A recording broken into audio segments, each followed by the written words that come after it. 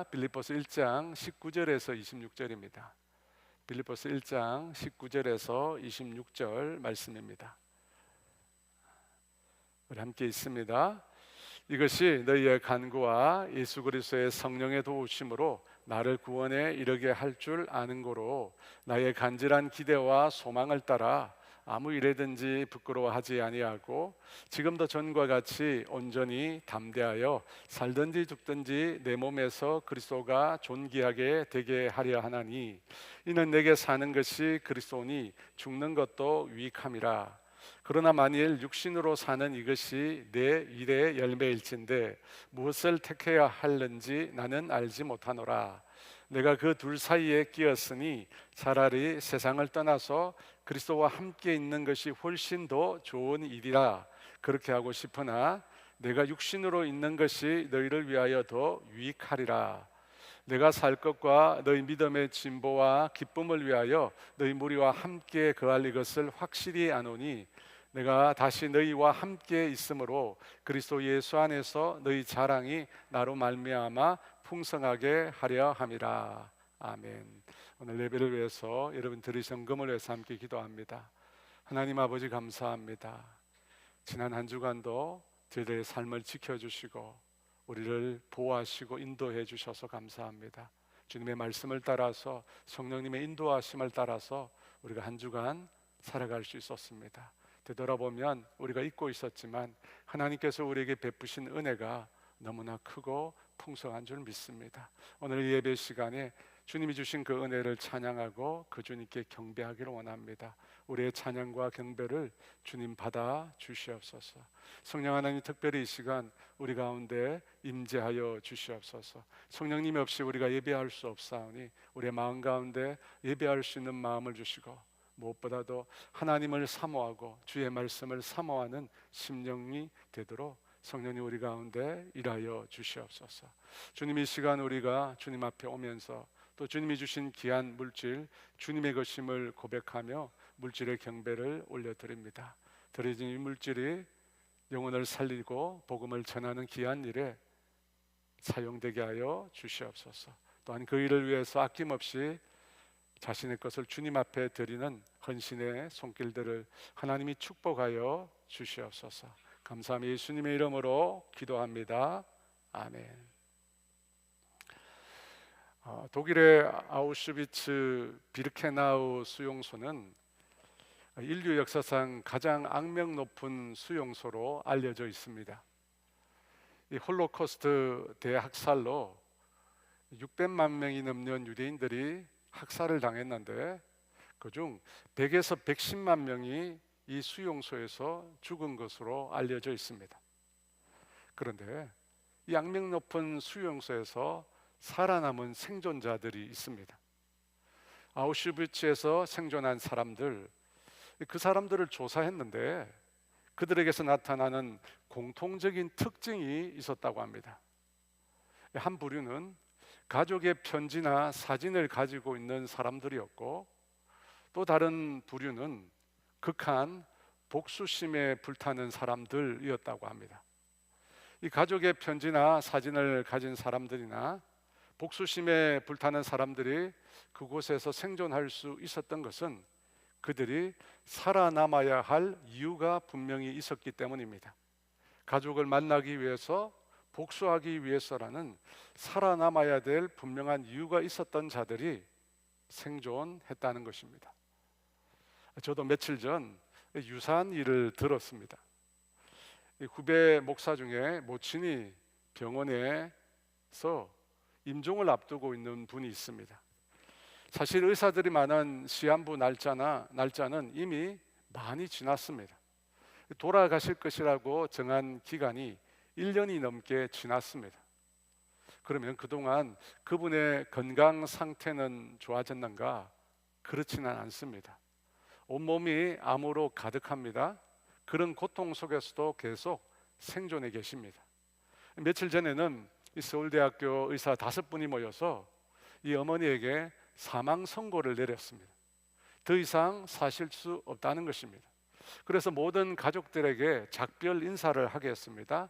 각지에서 친척들이 왔고 심지어 미국에서도 와서 인사를 드렸습니다. 천국에서 다시 뵙자, 편히 주님께로 가시라고 했다고 합니다. 그렇게 마지막 임종까지 다 끝냈는데 돌아가셔야 할 분이 놀랍게도 다시 살아나셨습니다. 흐려지는 의식이 다시 돌아오고 자가 호흡이 가능해지고 또렷하게 말씀까지 하시게 되었습니다. 의사들이 모여서 도대체 어떻게 된 일이냐고, 어떻게 다시 살아날 수 있느냐고 말을 했다고 합니다. 제가 볼 때 그분이 끝까지 힘들게 버티며 사시는 이유가 있습니다. 그 가정에 어린 손자가 있습니다. 이제 서너 살 되었는데 태어날 때 몸에 이상이 있었습니다. 지금도 완전한 상태는 아닙니다. 어머니의 유일한 낙은 그 손자에게 자기 손으로 음식을 차려주는 것이라고 합니다.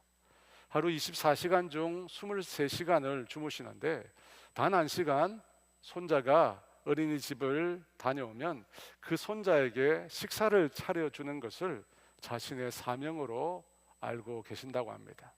그걸 하시려고 그 어머니가 계속해서 버티고 계신 것입니다. 사랑하는 여러분, 사람이 가지고 있는 이와 같은 기대, 소망, 희망이라는 것은 아주 놀라운 힘을 가지고 있습니다. 그것이 우리를 살게 만드는 것입니다. 그와 같은 기대와 소망이 오늘 성경에 나오는 바울 사도에게도 있었습니다.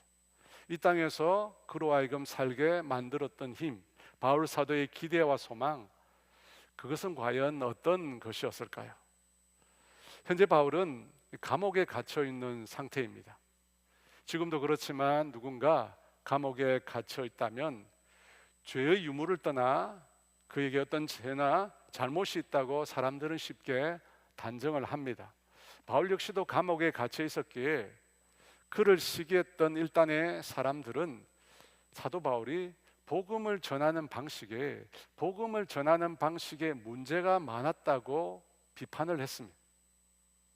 여러분, 만약 여러분이 바울과 같은 상황이었다면 복음을 전하다가 억울한 옥살이를 하고 있는데 바깥에서 들려오는 소리가 나를 걱정하고 나에게 격려나 위로를 전하는 것이 아니라 오히려 나를 비판하는 것이었다고 한다면 그때 여러분의 마음이 어떨 것 같습니까?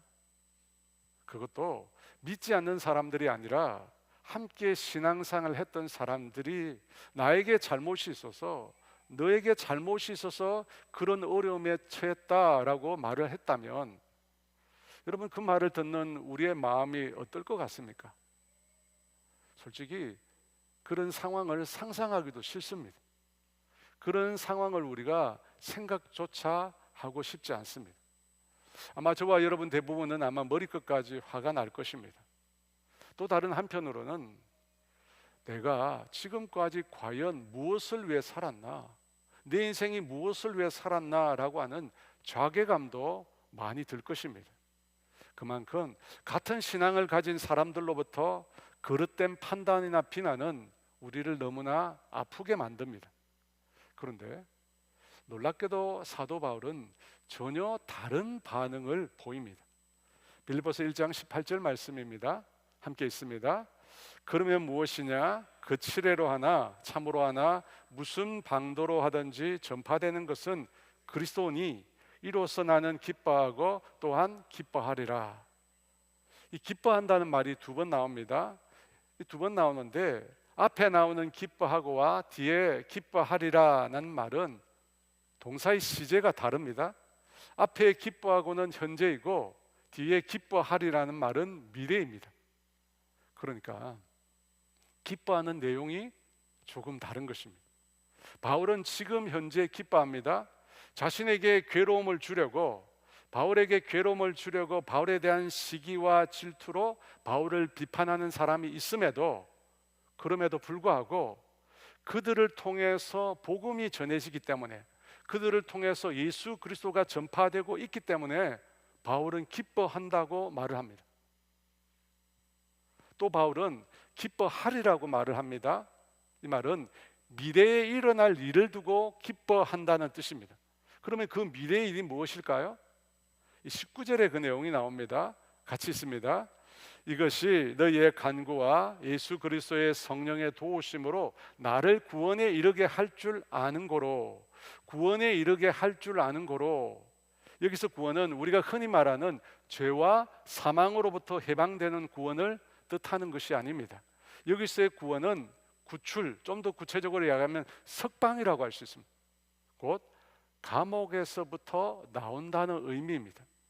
그러니까 바울은 자신이 감옥에서부터 나오게 될 것을 아는 거로 기뻐하리라 말을 한 것입니다. 어떻게 사도 바울이 감옥으로부터 나오게 될 것을 자신이 확신했는지는 우리가 알 길이 없습니다. 다만 그와 같은 석방을 가능하게 한 것은 너희의 간구, 곧 빌립보 교회 성도들의 중보 기도와 성령님의 도우심 때문이라고 바울은 말합니다. 성도들의 기도와 성령님의 도우심으로 바울 자신이 석방될 것을 알고 그가 기뻐하리라 말을 한 것입니다. 사랑하는 여러분, 여러분은 기도라는 것을 믿으십니까? 기도를 통해서 하나님께서 일하실 것이라는 것을 여러분이 정말로 믿으십니까? 기도하는 사람 그리고 기도하지 않는 사람의 차이는 이 기도에 대한 믿음이 있느냐 없느냐에 따라서 갈라지는 것입니다. 기도하는 사람은 왜 기도합니까? 기도를 통해서 하나님께서 일하실 것이라는 것을 믿습니다. 그래서 기도하는 것입니다. 하지만 반대로 기도하지 않는 사람은 믿지 않습니다. 믿지 않으니까 기도하지 않는 것입니다. 사랑하는 여러분, 기도는 하나님의 능력의 손을 움직이는 도구입니다. 늘 하나님 앞에 기도했던 바울은 그 사실을 너무나 명확히 알고 있었습니다. 그래서 너희 빌립보 교회 성도들의 기도로 내가 구원에 이르게 되었다고 말을 한 것입니다. 그러므로 사랑하는 여러분, 기도를 믿으시기 바랍니다. 기도는 하나님의 일하심의 도구입니다. 귀신 들린 아이를 두고 제자들이 예수님께 와서 이렇게 묻습니다. 제자들은 어찌하여 귀신을 쫓아내지 못하였습니까? 묻습니다. 그때 예수님께서 이렇게 말씀하셨습니다. 마가복음 9장 29절에 기도 외에 다른 것으로는 이런 종류가 나갈 수 없느니라. 기도 외에 다른 것으로는 안 된다고 합니다. 찰스 스펄전이라는 목사님은 이런 말을 했습니다.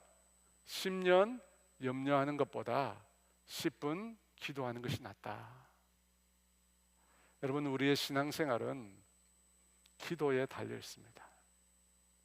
우리가 많이 수고하고 애쓰지만 기도만큼 하나님을 움직이는 강력한 수단은 우리에게 없습니다. 그래서 주님께서 우리에게 기도라는 수단을 가르쳐 주신 것입니다. 그러므로 여러분, 기도를 쉬시면 안 됩니다.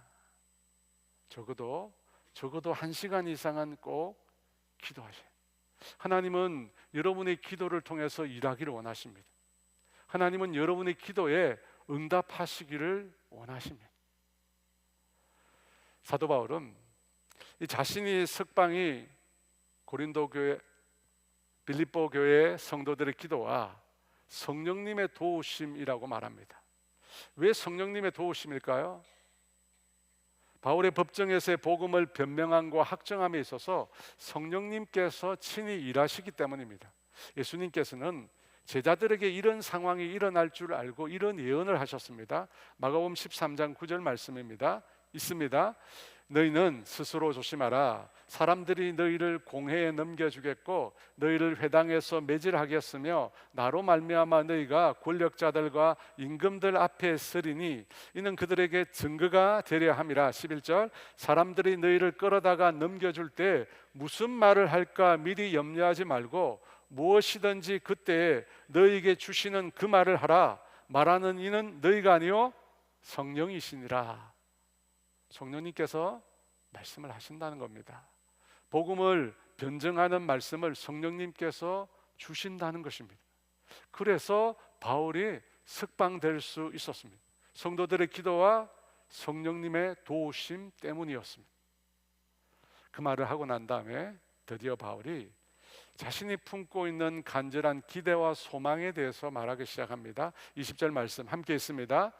나의 간절한 기대와 소망을 따라 아무 일에든지 부끄러워하지 말고 지금도 전과 같이 온전히 담대하여 살든지 죽든지 내 몸에서 그리스도가 존귀하게 되게 하려 하나니.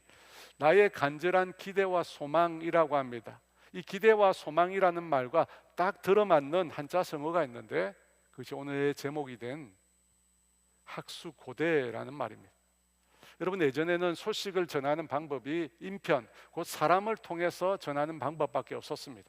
그래서 매우 중요한 소식을 기다릴 때는 사람들이 마을 바깥에까지 나가서 이 발돋움을 하며 소식을 전해줄 사람이 언제 오려나, 소위 목이 빠지게 그가 오는 방향을 바라보곤 했다는 것입니다.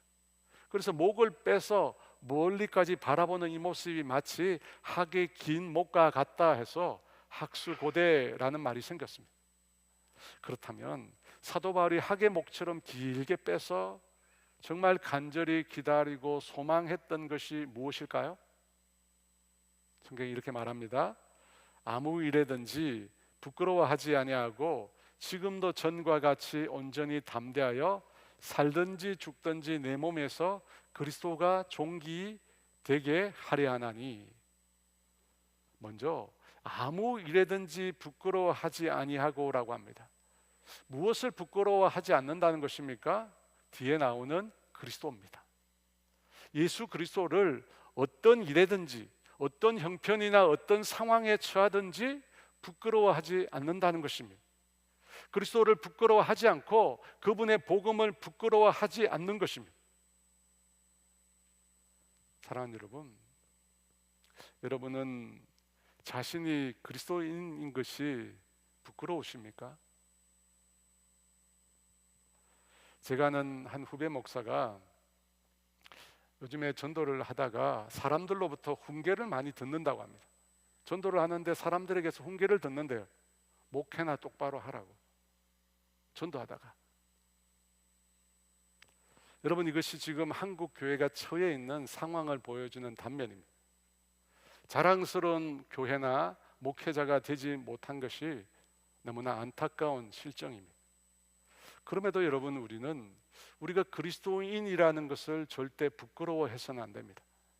마가복음 8장 38절은 우리에게 이렇게 말씀하십니다. 우리 함께 읽습니다. 누구든지 이 음란하고 죄 많은 세대에서 나와 내 말을 부끄러워하면 인자도 아버지의 영광으로 거룩한 천사들과 함께 올 때에 그 사람을 부끄러워하리라. 사랑하는 여러분, 우리는 그리스도와 그분의 말씀을 부끄러워하면 안 됩니다. 왜냐하면 그리스도와 그분이 죽고 다시 삶의 소식인 이 복음이 우리에게 구원을 가져다 주었기 때문입니다. 예수 그리스도와 그분의 복음이 인류의 유일한 구원의 소식이기 때문입니다. 그래서 로마서 1장 16절에 바울은 이렇게 말합니다. 함께 했습니다. 내가 복음을 부끄러워하지 아니하노니 이 복음은 모든 믿는 자에게 구원을 주시는 하나님의 능력이 됨이라. 죄인들을 위하여 자기 목숨을 내주신 그리스도의 죽음과 그분의 부활 소식을 부끄러워하지 않는 것은 그 복음을 믿는 자에게 구원을 주시는 하나님의 능력이 되기 때문입니다. 그래서 사도 바울은 그리스도를 부끄러워하지 않고 살든지 죽든지 자신의 몸에서 그리스도가 존귀하게 되기를 원했습니다. 여러분, 이것이 바울의 학수고대, 정말로 바라고 소망하는 일이었습니다. 자신의 삶을 통해서 그리스도가 존귀하게 되는 것입니다. 그렇다면 여러분, 여러분에게 있어서는 무엇이 정말로 바라고 소망하는 일이십니까? 여러분은 어떤 기대와 소망을 가지고 계십니까? 무엇을 소망하고 살고 계십니까? 더 나아가 여러분의 삶의 목적은 무엇입니까? 우리가 예수님을 인격적으로 만나는 순간 우리는 두 가지 고백을 반드시 하게 되었습니다. 하나는 주님, 저는 죄인입니다. 우리가 예수님을 만날 때 우리가 고백하는 첫 번째 고백은 내가 용서받을 수 없는 죄인이라는 사실을 깨닫고 그 죄를 고백하는 것입니다. 또 하나는 주님, 이제부터는 주님을 위해 살겠습니다. 이전까지 내 마음대로 살았지만 이제부터는 오직 주만 위해서 살겠습니다 라고 고백하게 됩니다. 여러분, 이것이 예수님을 인격적으로 만난 사람들이 하는 고백입니다. 반드시 이 두 가지 고백을 하게 되었습니다. 죄를 깨닫고 회개하는 데 그치지 않습니다. 그는 자신의 삶의 방향을 바꾸게 되었습니다. 여러분, 인류의 역사를 통해서 모든 인생이 가지고 있는 가장 중요한 질문 중에 하나가 뭐냐면 오늘 나는 무엇을 위해서 사는가라는 질문입니다. 이것이 이 땅을 살고 있는 모든 사람들이 가지고 있는 공통적인 질문입니다. 그가 인식하든 인식하지 않든 나는 과연 무엇을 위해 오늘을 살고 있는가라는 질문을 갖고 있다는 것입니다. 그런데 예수님을 만나면 그 질문에 대한 답을 우리가 알게 됩니다. 그 전에 우리가 무엇을 위해서 살았는지 모릅니다. 뭔가를 위해서 애쓰고 노력하고 사는 것 같은데 우리는 정작 그 삶의 목적을 모르고 살고 있습니다. 그런데 예수님을 만나면 내 생명의 창조주이시며 나를 이 땅에 존재하게 만드신 그분을 만나면 내가 무엇을 위해서 창조됐고 내가 무엇을 위해서 살아야 하는지를 비로소 깨닫게 됩니다. 인생의 목적을 깨닫게 된다는 것입니다. 주님이 우리를 지으셨기 때문에 그 주님을 만나면 우리가 알게 되는 것입니다. 여러분, 예수님을 만난 우리가 어떤 존재인지 고린도후서 5장 17절은 이렇게 말합니다. 그런즉 누구든지 그리스도 안에 있으면 새로운 피조물이라 이전 것은 지나갔으니 보라 새 것이 되었다. 그리스도 안에 새로운 피조물이라고 합니다. 예수님을 만나고 난 다음에 내가 새로운 피조물이라고 성경은 말합니다. 예전에 보던 나와 겉모습은 달라진 것이 없는데 새로운 피조물, 새 것이 되었다고 말합니다. 어떻게 새 것이 된 것일까요? 우리가 예수를 믿음으로 예수님과 연합하게 되었습니다. 예수님과 연합하게 됨으로 예수님이 하신 죽고 사는 일에 참여하게 되었습니다. 또 예수님이란 분의 성품에 우리가 참여하게 되었습니다. 여러분, 예수님을 믿는다는 것은 내가 예수님을 믿음으로 우리가 예수님 안에 들어가게 되었다는 뜻입니다. In Christ, 예수님 안에 우리가 있게 된 것입니다. 이전에는 그리스도 바깥에 있었습니다. 이제는 그리스도 안에 우리가 있게 된 것입니다. 나와 그리스도가 이제 뗄 수가 없는 것입니다. 나와 그리스도가 하나가 된 것입니다. 그걸 가르쳐 성경은 새로운 피조물이라고 말합니다. 여러분, 이전에 나는 나의 자아가 주인된 삶이었습니다. 자아가 주인이었어요. 근데 이제는 그리스도 안에 나가 된 것입니다. 그리스도가 내 인생의 주인이 된 것입니다. 그리스도가 내 인생의 주인이 되었어요. 바울은 이것을 21절에 이렇게 표현했습니다. 함께 했습니다. 이는 내게 사는 것이 그리스도니 죽는 것도 유익함이라. 내게 사는 것이 그리스도입니다. 내 삶의 주인이 그리스도입니다. 여러분, 이것이 예수를 만난 사람들이 드리는 고백입니다. 그리스도가 내 인생의 주인이라는 것입니다. 여러분, 예수를 만남으로 내 삶의 지나온 과거를 회개하는 데 그치지 않습니다. 우리가 예수를 만나면 고백하는 것이 예수님이 이제 내 인생의 주인이십니다 라고 고백하게 됩니다. 그때부터 그는 어떤 삶을 살까요? 고린도후서 5장 14, 15절은 새로운 피조물이 어떤 삶을 사는지 이렇게 묘사하고 있습니다. 같이 있습니다. 그리스도의 사랑이 우리를 강권하시는도다. 우리가 생각하건대 한 사람이 모든 사람을 대신하여 죽었은즉 모든 사람이 죽은 것이라. 그가 모든 사람을 대신하여 죽으심은 살아있는 자들로 하여금 다시는 그들 자신을 위하여 살지 않고 오직 그들을 대신하여 죽었다가 다시 살아나신 이를 위하여 살게 하려 함이라.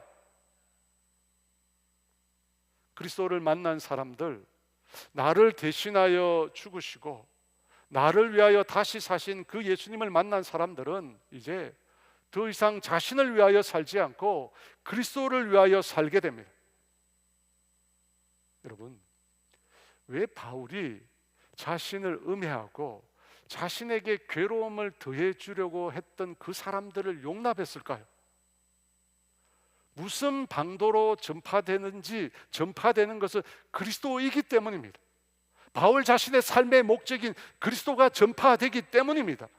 살든지 죽든지 내가 죽고 사는 것은 중요하지 않다는 것입니다. 예수 그리스도만 존귀하게 될 수 있다면 그것으로 충분하다는 것. 왜? 예수 그리스도 그분이 내 인생의 목적이기 때문입니다. 내가 그를 위해 살고 있는 것입니다. 여러분, 많은 사람들이 예수를 믿는 이 신앙을 어떻게 생각하느냐면 예수님을 내 인생의 조수석에 앉힙니다. 그리고 필요할 때, 내가 내 인생을 운전해 가면서 필요할 때 조언을 듣거나 필요할 때 예수님으로부터 뭔가 위안을 얻는 것을 신앙이라고 생각합니다. 너무나 많은 사람이 신앙을 그렇게 생각합니다. 하지만 여러분, 그것은 교양이지 신앙이 아닙니다. 그거는 교양에 불과합니다. 예수를 믿는 신앙은 우리 자신이 예수님의 소유가 되는 것입니다.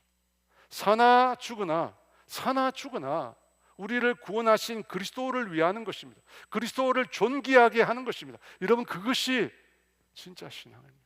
그리스도를 존귀하는 것. 사도행전 11장에 보면 스데반 집사의 순교로 인하여 많은 성도들이 예루살렘을 등지고 각지로 흩어집니다. 그때 바나바라는 사람은 바울을 데리고 시리아 안디옥이라는 곳에 가서 그곳 성도들을 1년간 말씀으로 가르칩니다. 그런데 그러고 난 다음에 그곳 성도들이 비로소 그리스도인이라고 일컬음을 받게 됩니다. 그리스도인, 좋은 말로 하면 예수가 담겨 있는 자라는 뜻입니다. 예수가 그 안에 살아 움직이는 자라는 뜻입니다.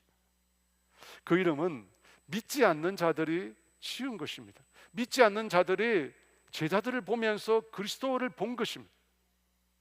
그리스도께서 제자들의 모습에 비춰진 것입니다. 그래서 이 사람도 그리스도, 저 사람도 그리스도, 모두가 그리스도를 닮은 것입니다. 그리스도의 향기가 나타난 것입니다.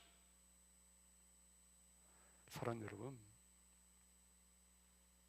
그리스도인, 예수를 믿는 그리스도인의 인생의 목적은 그리스도를 높이는 것입니다. 예수 그리스도를 존귀하게 만드는 것입니다. 그러면 언제 우리를 통해서 예수님이 영광을 받으시고 높임을 받으실까요? 우리를 통해서 그리스도가 나타나고, 우리를 통해서 그리스도의 성품이 나타나고, 우리를 통해서 그리스도의 복음이 증거될 때입니다. 우리라는 사람을 통해서 그리스도의 성품이 나타나고, 우리라는 사람을 통해서 그리스도의 복음이 증거될 때, 그때 그리스도가 존귀하게 되는 것입니다. 여러분, 우리 신앙의 진수는 그리스도를 어떻게 대하느냐, 그것에 있습니다. 우리 신앙의 정말로 중요한 진수는 내가 믿는 그리스도를 향한 나의 태도에 달려 있습니다. 사랑하는 여러분, 그리스도를 존귀하게 하십시오. 여러분이 정말로 그리스도를 믿는다면 여러분을 통해서 그리스도가 나타나게 하십시오. 그리스도가 여러분을 통해서 높임을 받게 하십시오. 여러분, 그게 신앙이에요. 필요할 때만 조언을 얻고 필요할 때만 위로를 얻는 게 신앙이 아닙니다. 나를 통해서 그리스도가 존귀함을 받는 거, 여러분, 그게 신앙입니다. 그게 신앙이에요. 사도 바울은 그걸 진정으로 기대하고 소망했습니다. 그리스도를 존귀하게 만드는 삶, 나를 통해서 그리스도의 성품이 드러나고 그리스도가 전파되고 그리스도를 드러내는 것입니다. 그것이 바울의 학수고대, 정말로 이 땅에서 원하고 바라는 기대와 소망이었습니다. 이 땅을 살게 만드는 힘, 바울로 하여금 이 세상을 살게 만드는 힘, 바로 그것이 그리스도를 존귀하게 하는 것입니다. 그런 소망을 가진 자들은 이 땅에서 어떤 삶을 살게 될까요? 그리스도를 존귀하는 이 기대와 소망은 삶 가운데 어떻게 나타나게 될까요? 3대 거짓말 중에 하나가 늙으면 죽어야지 한다는 말입니다. 그런 뜻에서 보면 바울의 다음 고백은 상당히 낯설게 느껴집니다. 21절 고백인데 함께 있습니다. 이는 내게 사는 것이 그리스도니 죽는 것도 유익함이라. 죽는 게 유익하다고 말을 합니다. 왜 만인이 두려워하는 그 죽음을 바울은 유익하다고 말을 한 것일까요? 그 이유는 우리의 생명이 죽음으로 끝나지 않는다는 것을 알고 있었기 때문입니다. 죽음이 마지막이 아니라는 것을 그가 알고 있었기 때문입니다. 그런 바울이 한 가지 고민을 이렇게 털어놓습니다. 22, 23절 말씀 같이 있습니다. 그러나 만일 육신으로 사는 이것이 내 일의 열매이지 무엇을 택해야 하는지 나는 알지 못하노라. 내가 그 둘 사이에 끼었으니 차라리 세상을 떠나서 그리스도와 함께 있는 것이 훨씬 더 좋은 일이라 그렇게 하고 싶으나. 여러분이 말씀해 보면 바울이 생각하는 죽음이 뭔지 나옵니다. 죽음이 뭐라고 합니까? 이 세상을 떠나서 그리스도와 함께하는 것입니다. 여러분, 이것이 성경이 말하는 성도의 죽음의 의미입니다. 죽음이 뭐냐? 이 세상의 장막을 걷고 떠나서 그리스도와 함께하는 것입니다. 보통 사람들은, 예수를 믿지 않는 사람들은 다 죽음을 공포로 여깁니다.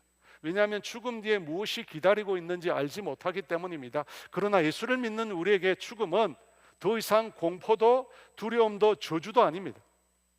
죽음은 이 세상을 떠나서 그리스도와 함께하는 것입니다. 그리스도와 함께하는 거예요.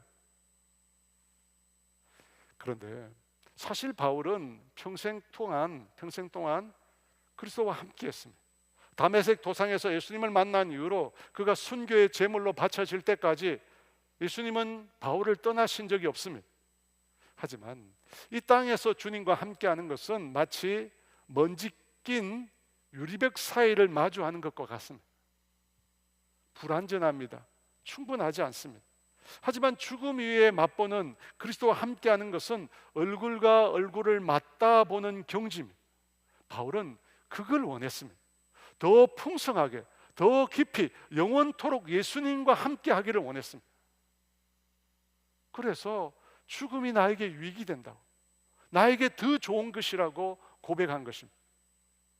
사랑하는 여러분, 예수님과 함께하고자 하는 마음, 나를 구원하시고 나를 사랑하신 그 예수님과 함께 있고자 하는 이 욕망, 여러분, 이것이 우리 신앙의 모체라고 할 수 있습니다.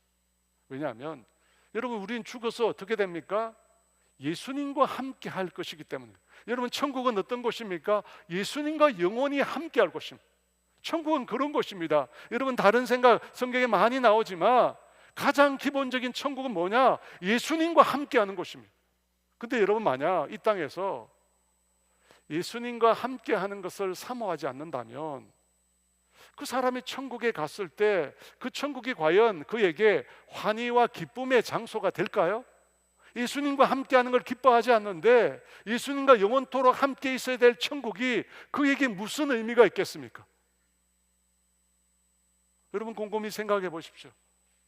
이 땅에서도 그리스도와 함께하는 걸 내가 즐거워하지 않는데 영원토록 그리스도와 함께한다? 그 천국이 여러분에게 정말 기쁨이 되겠습니까? 환희가 되겠습니까? 사랑하는 여러분, 가장 중요한 거 예수 그리스도를 사모하십시오. 나를 구원하신, 나에게 생명을 주시고 죽기까지 나를 사랑하신 그 예수님과 늘 함께하는 것을 사모하십시오. 바울은 그 천국을 사모했어요. 그의 개인적인 욕망은 그리스도와 영원히 함께 안식을 누리는 것이었습니다. 그런 그에게 고민이 있었다고 합니다. 다시 22, 24절 말씀 있습니다. 그러나 만일 육신으로 사는 이것이 내 일의 열매일진데 무엇을 택해야 할는지 나는 알지 못하노라. 내가 그 둘 사이에 끼었으니 차라리 세상을 떠나서 그리스도와 함께 있는 것이 훨씬 더 좋은 일이라 그렇게 하고 싶으나 내가 육신으로 있는 것이 너희를 위하여 더 유익하리라. 죽지 않고 육신으로 사는 것이 자신의 일의 열매라고 합니다. 성경에는 열매가 두 개가 나옵니다. 하나는 영혼 구원의 열매입니다. 다른 하나는 성령의 열매입니다. 여기서 말하는 바울의 일의 열매는 전자입니다. 전도를 통해서 영혼을 구원하는 것입니다. 여러분, 바울이 죽지 않고 계속해서 생존해 있으면 계속 복음을 전할 수 있고 더 많은 영혼을 구원할 수 있습니다. 하지만 그 일은 바울에게는 고난과 핍박을 가져다 주는 일입니다. 지금까지도 바울은 복음을 전하면서 수없이 많은 고난과 핍박을 당해왔습니다. 옥에 갇히기도 하고 매를 수없이 맞고 여러 번 죽을 뻔하고 수고하고 애쓰고 자지 못하고 줄이고 목마르고 굶고 춥고 헐벗었습니다. 복음을 전하는 바울의 삶이었습니다. 이렇게 보면 사는 것이 바울에게는 십자가입니다. 이쯤 되면 이 세상을 떠나서 주님과 함께 그가 그토록 사랑했던, 그가 그토록 간절한 기대와 소망을 따라서 존귀하게 만들기를 원했던 그 주님과 영원히 안식을 누릴 만도 합니다. 그래서 그런지 바울은 이 둘 사이, 죽어서 그리스도와 함께하는 것과 살아서 열매를 맺는 것, 이 두 가지 사이에 자신이 끼어 있다고 적잖게 고민을 내비칩니다. 23절 24절 말씀 다시 한번 읽습니다. 차라리 떠나서 그리스도와 함께 있을 욕망을 가진 이것이 더욱 좋으나 그러나 내가 육신에 거하는 것이 너희를 위하여 더 유익하리라. 죽어서 그리스도와 함께하는 것이 좋습니다. 바울 자신에게는 좋은 것입니다. 하지만 너희를 위하여, 교회를 위하여, 성도들을 위하여 육신으로 사는 것이 더 유익하다고 합니다. 여러분, 이 유익하다는 말의 원뜻이 뭐냐면 필요하다는 뜻입니다. 더 필요하다. 성도들을 위해서는 바울이 죽지 않고 사는 것이 성도들에게는 더 필요하다는 것입니다. 그러니까 지금 바울은 자신에게 더 좋은 것과 성도들에게 더 필요한 것, 이 둘 사이에 놓여 있다는 것입니다. 더 좋은 것, 더 필요한 것. 여러분이라면 어느 것을 선택하시겠습니까? 나에게 더 좋은 것, 아니면 교회를 위하여, 성도들을 위하여, 나를 사랑하는 사람을 위하여 더 필요한 것 사이에서 무엇을 선택하시겠습니까? 바울은 더 필요한 걸 선택합니다. 25, 26절 말씀 같이 있습니다. 내가 살 것과 너희 믿음의 진보와 기쁨을 위하여 너희 무리와 함께 거할 이것을 확실히 아노니 내가 다시 너희와 같이 있으므로 그리스도 예수 안에서 너희 자랑이 나로 말미암아 풍성하게 하려 함이라. 앞서 바울은 내게 사는 것이 그리스도니 죽는 것도 유익하다고 했습니다. 사나 죽으나 그리스도가 존귀하게 되기를 원한다고 했습니다. 그것이 바울의 학수고대 정말로 기대하고 소망하는 일이었습니다. 그걸 가지고 있는 바울이 선택한 것은 성도들을 위한 것이었습니다. 너희를 위하여, 너희의 믿음의 진보와 기쁨을 위하여 내가 너희와 함께 하겠다는 것입니다.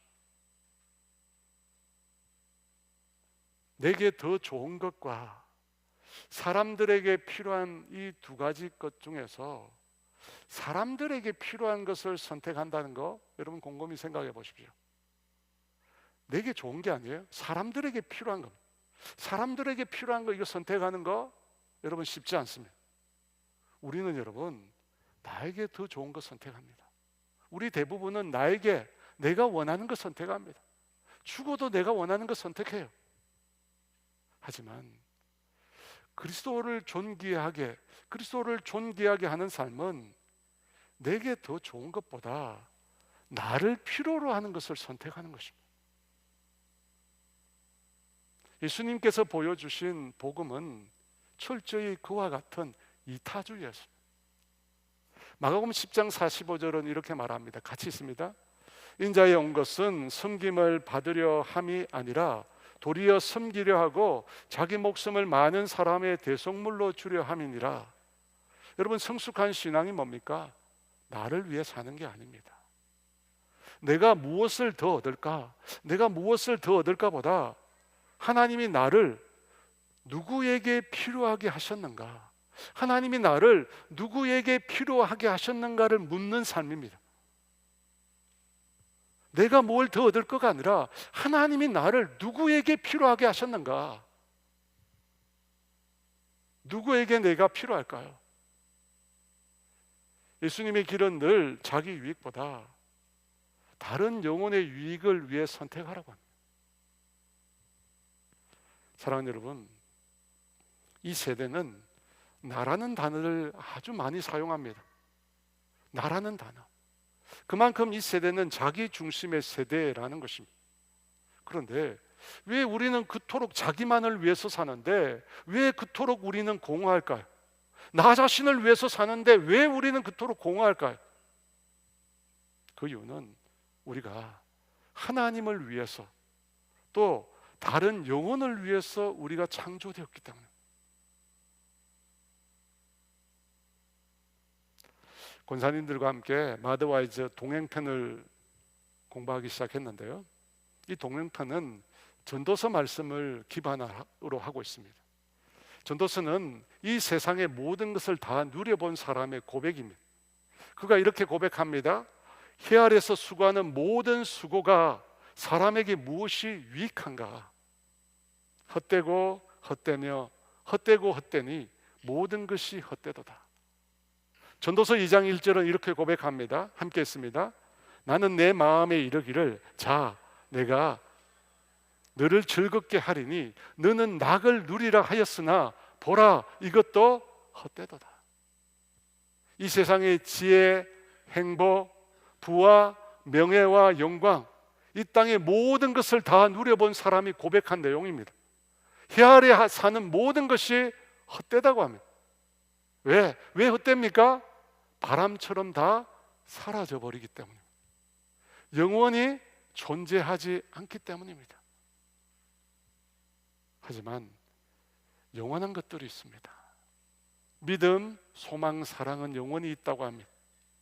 여러분, 그 중에 영원히 있는 것이 또 있습니다. 사람입니다. 사람의 영혼이 또한 영원히 있습니다. 사람의 영혼은 소멸되지 않습니다.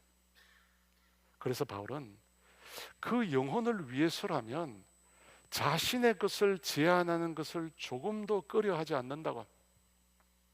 고린도전서 8장 13절에 이렇게 말합니다. 함께 했습니다. 그러므로 만일 음식이 내 형제를 실족하게 한다면 나는 영원히 고기를 먹지 아니하며 내 형제를 실족하지 않게 하리라. 바울은 자신에게 무엇이 더 좋은지 알고 있었습니다. 나에게 무엇이 더 좋은지 알고 있었어요. 하지만 교회를 위하여, 믿음의 형제들을 위하여 자신의 그 욕망을 포기하기로 합니다. 포기하기로. 저는 유치한 시인의 행복이라는 시를 참 좋아합니다. 대학에 다닐 때 늘 이 시를 많이 외우고 다녔습니다. 그 앞구절은 이렇게 시작합니다. 사랑하는 것은 사랑을 받는 이보다 행복하나니라. 제가 다 소개할 수 없지만 그 맨 마지막 구절도 이렇게 끝납니다. 사랑하는 것은 사랑을 받는 이보다 행복하나니라. 오늘도 나는 너에게 편지를 쓰나니 그리운 이여 그러면 안녕. 설령 이것이 이 세상 마지막 인사가 될지라도 사랑하였으므로 진정 나는 행복하였네라.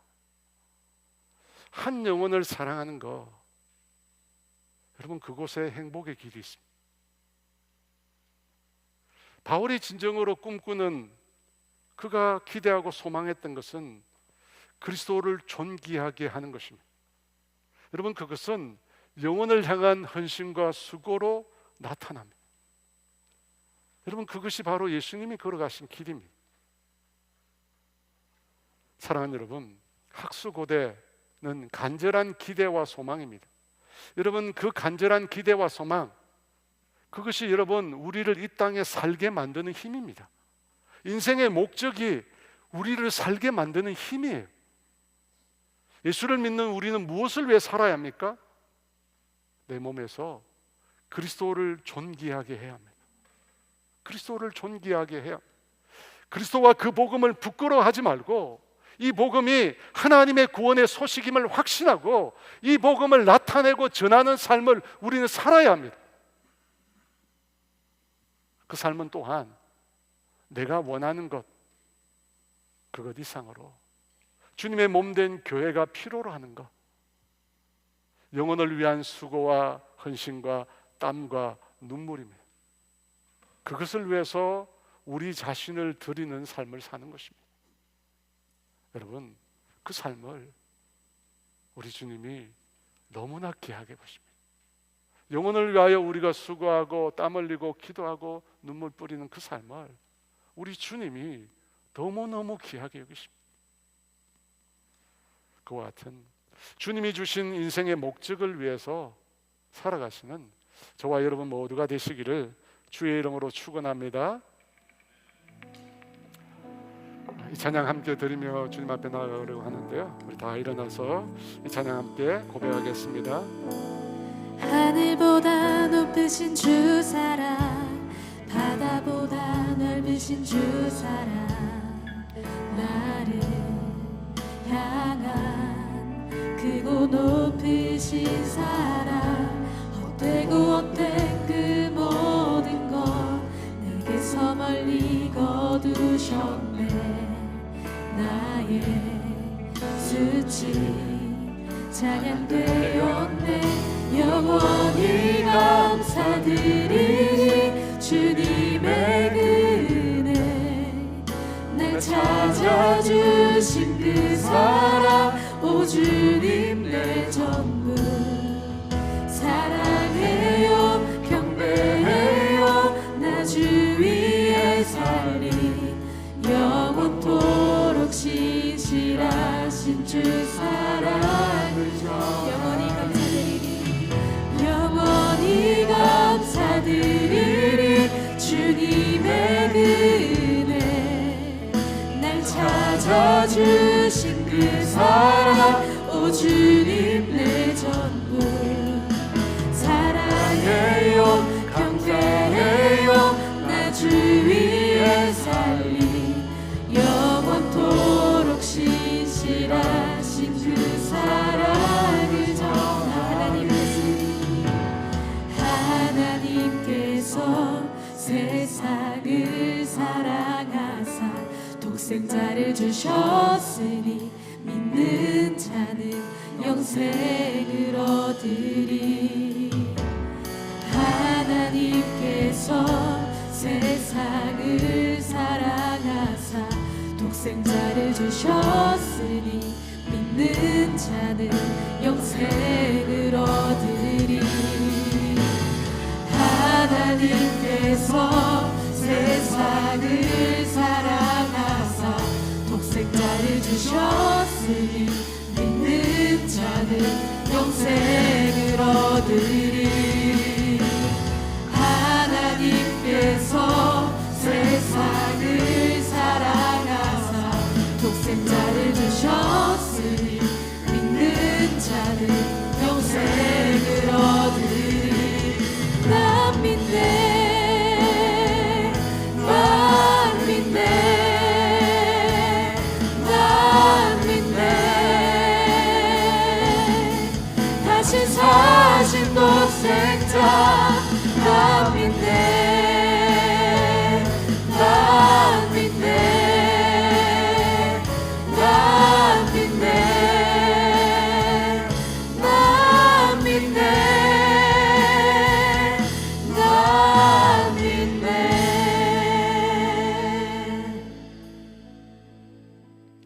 사랑하는 여러분, 하나님이 세상을 이처럼 사랑하사 독생자를 주셨습니다. 우리를 구원하시기 위해서, 영원한 죄와 멸망 가운데 죽을 수밖에 없는 우리 인생을 구원하기 위해서 주님이 그 아들을 주셨습니다. 그 사랑을 받고 우리는 구원을 얻었습니다. 이제 더 이상 죽음을 두려워하지 않고 그리스도와 함께 천국에서 영생을 누리게 될 것입니다. 그것을 우리에게 선물로 주셨는데, 여러분은 주님께 뭘 드리시겠습니까? 주님은 우리를 위하여 전부를 다 주셨는데, 우리는 과연 주님을 위해 뭘 드리며 살아가고 있습니까? 주님을 만난 자들에게는 분명히 주어집니다. 내가 무엇을 위해 살아야 되는지 인생의 목적이 깨닫게 됩니다.